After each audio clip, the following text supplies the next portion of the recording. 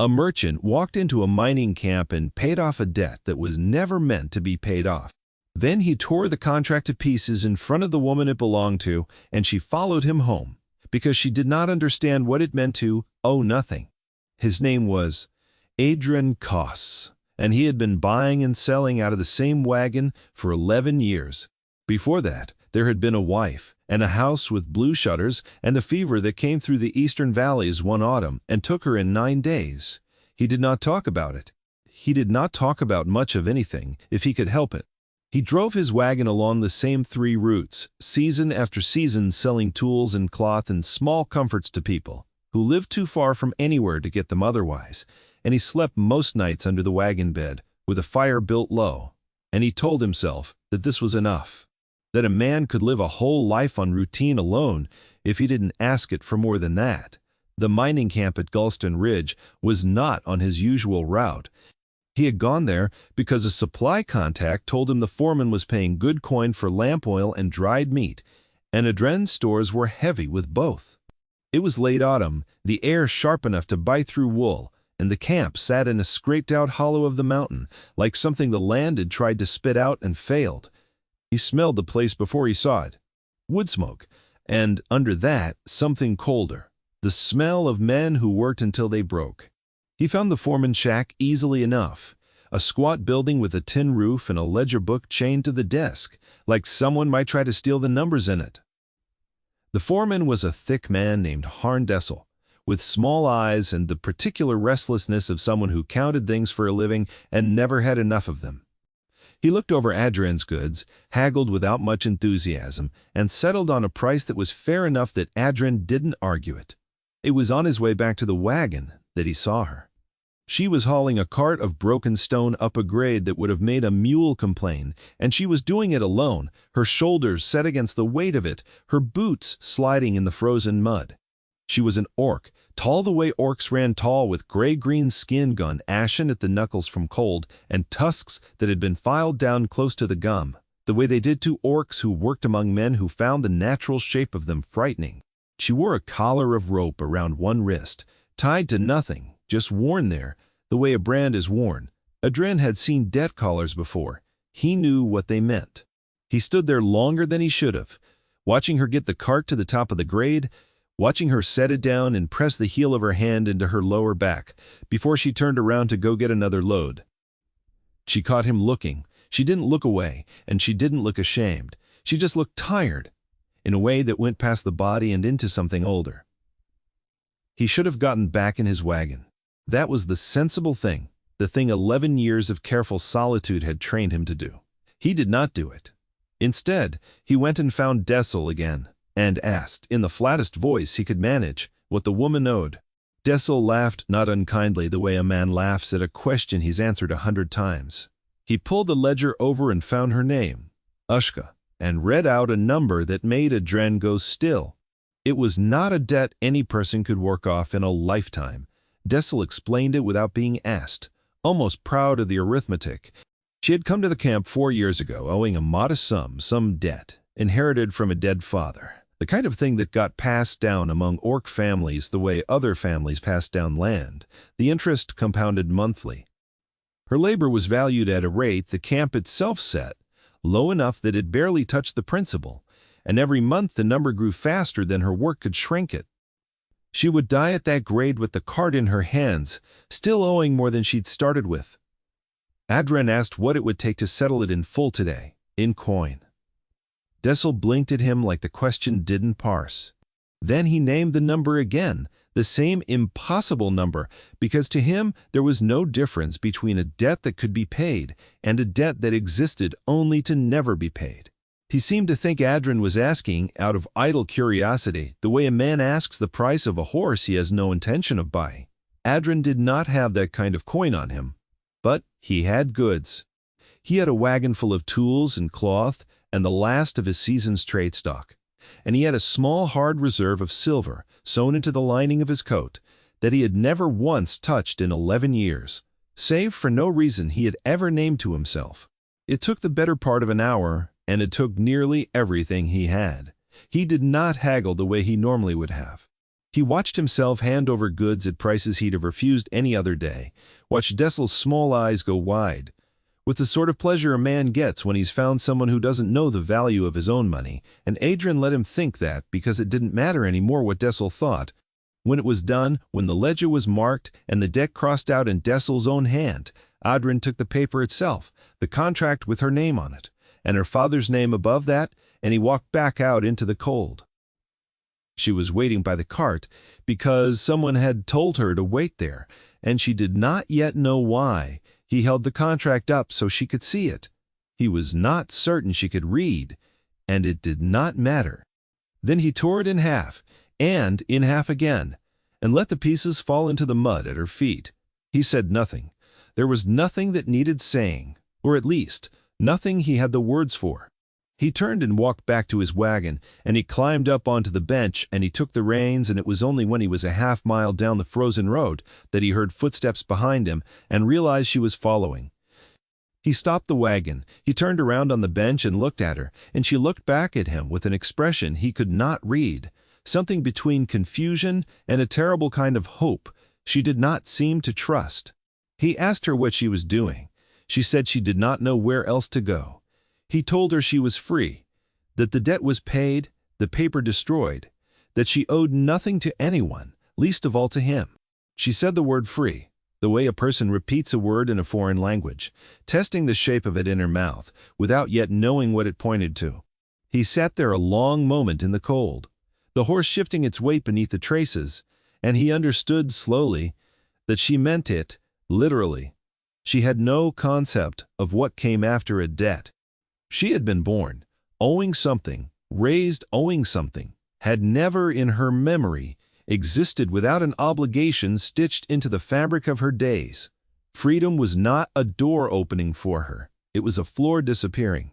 He was not a man built for long speeches, and he did not attempt one. He simply said that she could come with him if she wanted, that he had a cabin 2 days' ride from here, and work that needed doing, and food enough for 2. He said she did not have to.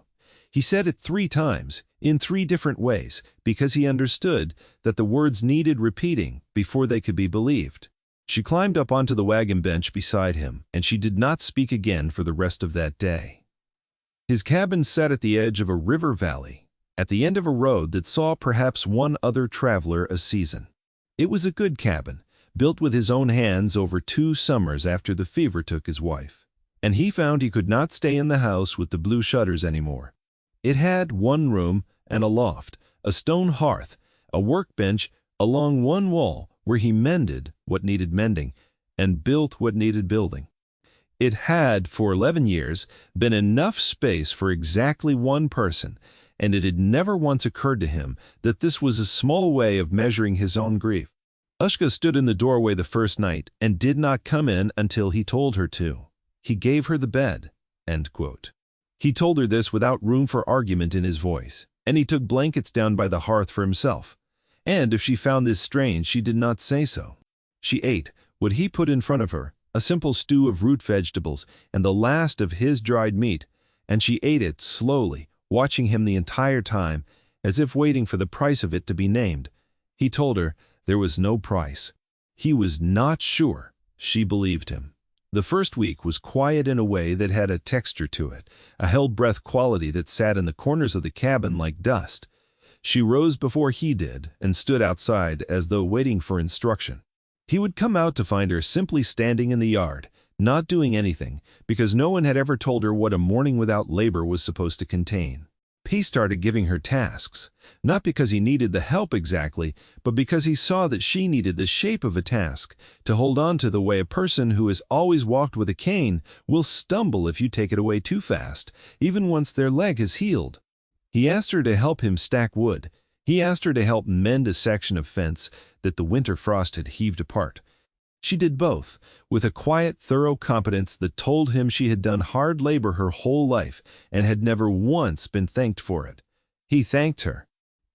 It was such a small thing to do, 2 words, and he watched her go still each time he said them, as though the words themselves were unfamiliar currency, and she did not know yet whether they would spend.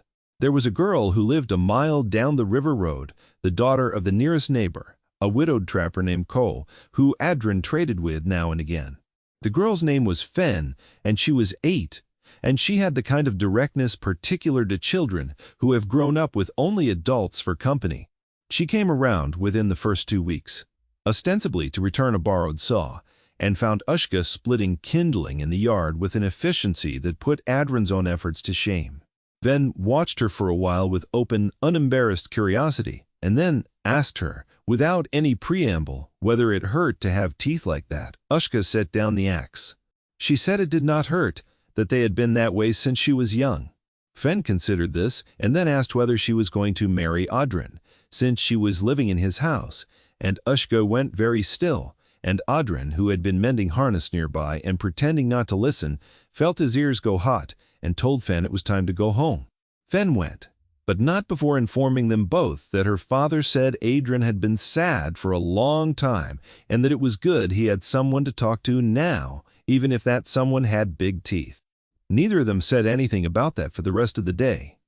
But something in the cabin had shifted, small weight redistributed, and Adrian found that he did not mind it. The work between them deepened over the following month, the way work does when two people share a small space and a short season.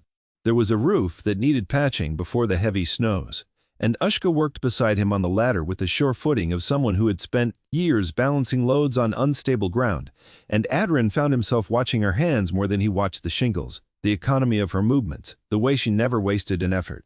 They worked mostly in silence, and the silence stopped being uncomfortable somewhere in the second week and became instead the kind of silence two people share when they have run out of the need to fill it. It was in the third week that she asked him, out of nowhere, over a dinner of fish he'd caught in the river that morning, why he had done it. He did not pretend not to understand what she meant. He told her the truth, or as much of it as he had words for. He said he had seen her hauling that cart, and something in him had simply refused to walk away. The way a man will grab for a falling object before he's had time to decide whether it's worth catching. He said he did not entirely understand it himself. He said maybe he had been looking, without knowing it, for something to do that mattered. She was quiet a long while. Then she said that in her father's village, before the dead, before any of it, there had been a saying that a person who owes nothing owes it to themselves to become someone. She said she had not understood the saying until now. She said she still was not sure she understood it, but that she thought she might be starting to. He asked her about the debt, gently, not pressing. She told him, in pieces, over that dinner and several after it, about her father, a proud man who had borrowed against a bad harvest and died before he could work the debt down, about how the debt had passed to her the way a family's shame passes to whoever is left standing, about the 4 years at Gulston Ridge, about learning to keep her head down and her opinions smaller than her body, because an Orc woman who argued about numbers was an Orc woman who got put on the worst details. She told him about a man at the camp, another laborer, who had told her once that he would pay off part of her debt if she agreed to marry him, and how she had understood even then that this was not an offer of love, but a different shape of the same cage, and how she had said no and paid for it with worse work for a month. Tren listened to all of it without interrupting, and when she was done, he told her in turn about his wife. About the fever. About the 9 days he'd spent watching someone disappear in front of him 1 hour at a time. And about the years afterward, where he had built himself a life so quiet and so small that nothing could ever surprise him with grief again. He said that he understood in his own way what it was to carry something that never got smaller, no matter how much of yourself you put toward it. She reached across the table then, just once, and touched the back of his hand, and neither of them said anything more. That night, winter set in, hard after that. The valley went white and silent, and the two of them settled into a rhythm that had, without either of them naming it, become something like a shared life. She learned to bank the fire the way he liked it. He learned that she took her tea without anything in it, plain and strong, a habit from years of having nothing else available. He taught her to read slowly over the long evenings using an old primer that had belonged to his wife. And it took him 3 tries before he could hand her the book without his hands shaking, and when he finally did, she seemed to understand what it cost him, and she held the book like it was something owed a great deal of care. She began to laugh, sometimes, not often, and never loudly, but there were moments, a joke about the stubbornness of the mule, a dry comment about his cooking, that pulled a sound out of her that had clearly not had much practice. He found he had begun, without deciding to listening for it. Spring came the way it always did in that valley, reluctantly, in fits, snow retreating and retreating again before it finally gave up the argument. It was in the first real week of thaw, with the ground going soft and the river running loud with melt, that the trouble came. It came in the shape of 3 men on horseback, and Adren recognized the lead rider before he was close enough to see his face clearly, because he recognized the horse, a big roan gelding that Dessel had always been proud of. Harn Dessel had ridden 2 days to find them, and he had brought a paper with him. He sat his horse in the yard and did not get down, which Adren understood, correctly, as a kind of insult, a man too important to dismount for the people he'd come to see. He said that there had been an irregularity discovered in the camp ledgers, that the debt Adren had paid had, in fact, been miscalculated, that additional sums had come to light, old fees, transfer costs, a portion of the father's original debt that had been recorded separately and overlooked. He held up the paper as though it were proof of something, though Adren noted that Dessel did not offer to let him read it closely. The number Dessel named this time was larger than the first. Adren understood, watching the man's small eyes and the practiced ease of his delivery, that there was no irregularity at all.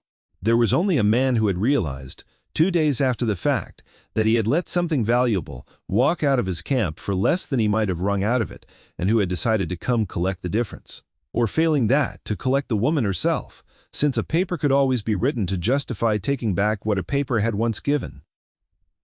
He said, not unkindly, that the debt papers were the property of the camp, and could not simply be torn up by an outsider, that the tearing had been a courtesy on his part, not a legal act, and that Ushka would need to return with him to settle the balance, or work would need to resume. Ushka had gone very still beside the woodpile. Adren saw her hands curl at her sides, saw the old posture come back into her shoulders, the posture of someone bracing to be taken. He put himself between her and the horses before he had decided to do it.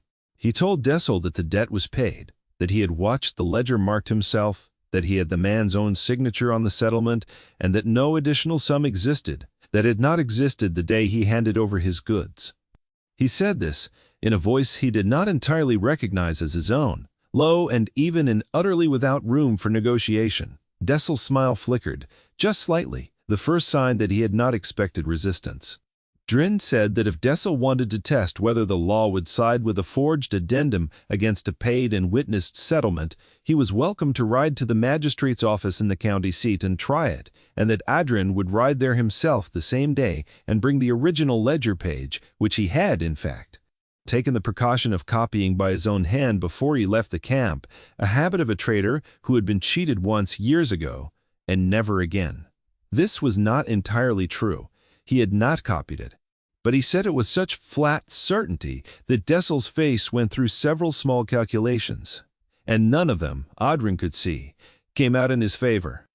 Dessel said that this woman was an Orc, and that a magistrate would not weigh her word, or the word of a merchant who kept an Orc in his house against the record of an established business. Adren said that he was not asking the magistrate to weigh her word. He was asking the magistrate to weigh a signed and witnessed contract, torn in front of 3 laborers who would testify to the settlement if asked, against a man who had ridden 2 days to invent a new number out of thin air. It was at that point that a voice came from behind Dessel's group, one of the 2 men who'd ridden with him, a wiry older fellow Adren hadn't paid much attention to until now. He said, in the tired voice of a man who has decided he's done more lying for one employer than his conscience can carry, that he'd been at the camp the day of the settlement, that he'd seen the ledger marked clean, and that he did not much like being asked to ride 2 days to help strong-arm a paid debt back into existence. Dessel turned on him sharply, and the man just shrugged and said he had a sister who died, owing that same kind of debt, and that he was tired of being part of the machine that did it. Something shifted in the yard then, some balance of power that had nothing to do with weapons or money and everything to do with the plain fact that a lie loses its strength the moment someone standing next to it says so out loud. Dessel sat his horse a long moment, his face working through anger and calculation in roughly equal measure, and then he said, with as much dignity as he could gather, that he had no wish to waste further time on a matter so small, and that Adren could keep his orc, since apparently that was what this had been about the whole time. He said it like an insult. Adren did not react to it as one. He simply said that her name was Ushka, and that she was not his in the way Dessel meant, and that she owed him nothing either, the same as she owed Dessel nothing, and that he would ride to the magistrate himself if he ever heard that Dessel had gone looking for her again. Dessel turned his horse and rode out of the yard without another word, his 2 riders following, the older one glancing back once briefly toward Ushka in a way that might have been apology. Adren stood in the yard a long time after the sound of hooves had faded, the spring mud cold under his boots, his heart going harder than he'd let himself notice during the confrontation itself.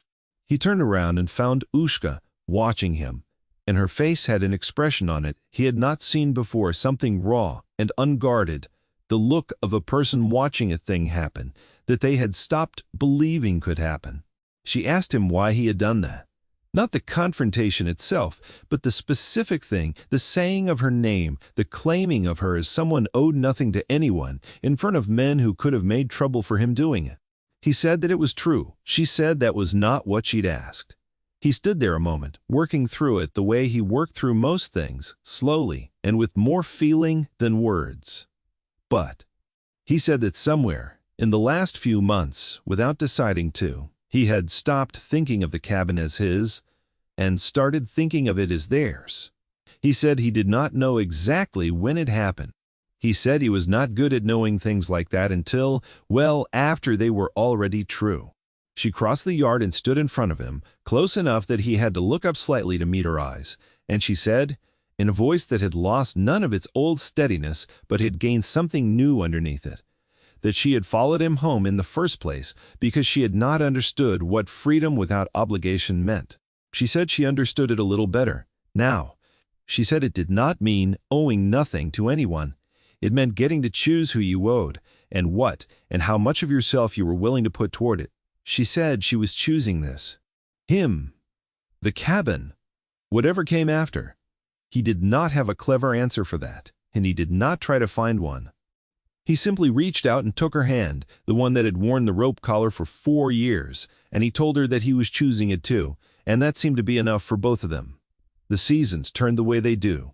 Summer came in green and easy, and they put in a garden together, the first thing either of them had planted with the intention of watching it grow, rather than simply surviving off whatever came up wild.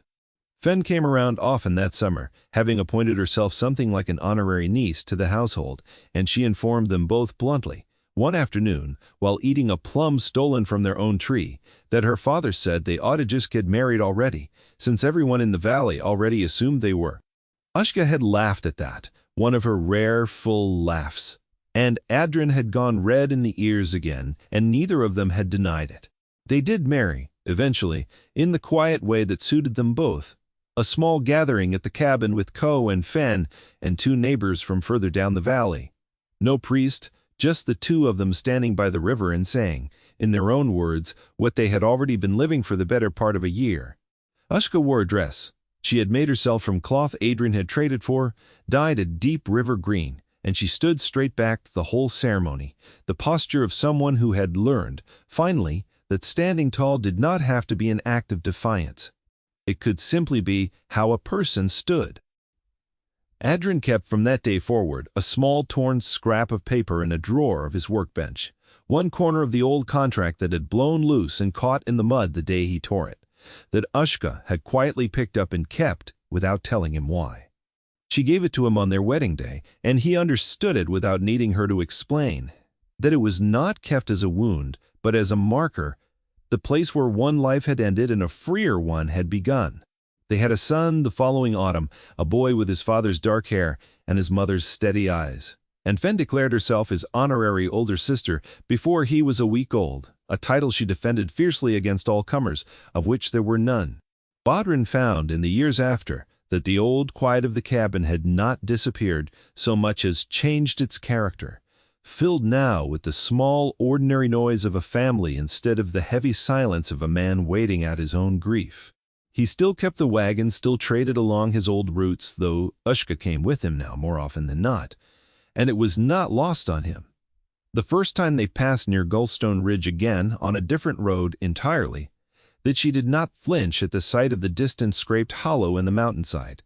She simply looked at it a moment, the way a person looks at an old photograph of themselves, recognizing it without being pulled back into it, and then she looked away toward the road ahead, toward home.